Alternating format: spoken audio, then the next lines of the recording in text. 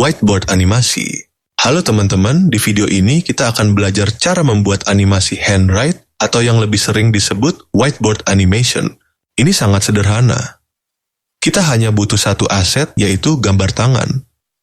Jika lo tidak bisa menggambar, download aja gambarnya di Google dengan kata kunci handwrite.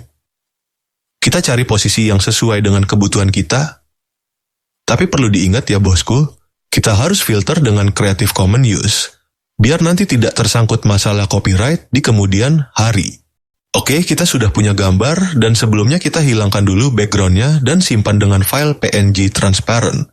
Lo bisa gunakan Photoshop, Canva, Pixlab, atau juga boleh pakai AI secara online untuk menghilangkan background. Di sini gue edit pakai Photoshop.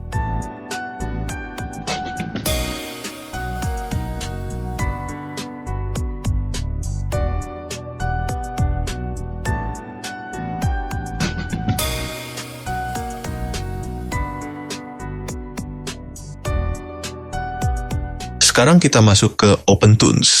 Drag gambarnya. Sesuaikan ukurannya dengan Animate Tool di submenu Position dan Scale. Selanjutnya kita akan buat teks pada kolom baru. Wonderful World. Oke, selanjutnya kita akan gerakan tangan mengikuti garis huruf.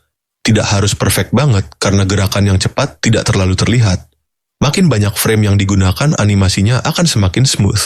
Ini cara manual, lo bisa gunakan trik gerakan tangan yang dibuat pada scene terpisah, dan bisa digunakan berulang-ulang, tinggal panggil aja sebagai sub-exit, nanti gue ajarin, sementara pakai gini aja dulu.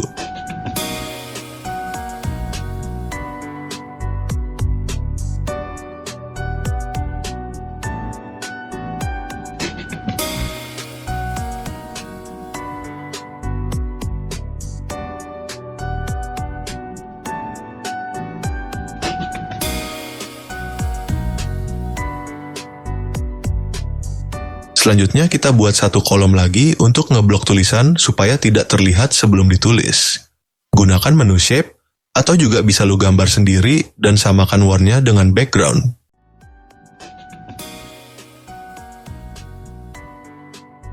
Lu nggak perlu gerakin blok putih satu persatu, kita tinggal tempelkan aja pada gerakan tangan dengan menggunakan schematic tool.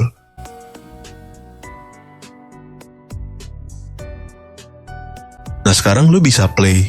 Secara teknis, animasi lu udah jadi dan bisa dirender jadi video.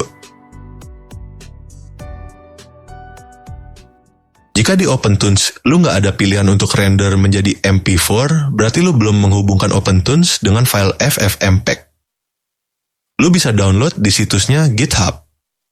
Lalu taruh di drive C, dari OpenToonz buka Preference, menu Import-Export, dan pilih folder yang ada file FFmpeg yang tadi udah lu download. Untuk tutorial lengkapnya sudah gue bahas di video ini, linknya ada di deskripsi. Oke, sekarang kita render. Video lu udah jadi.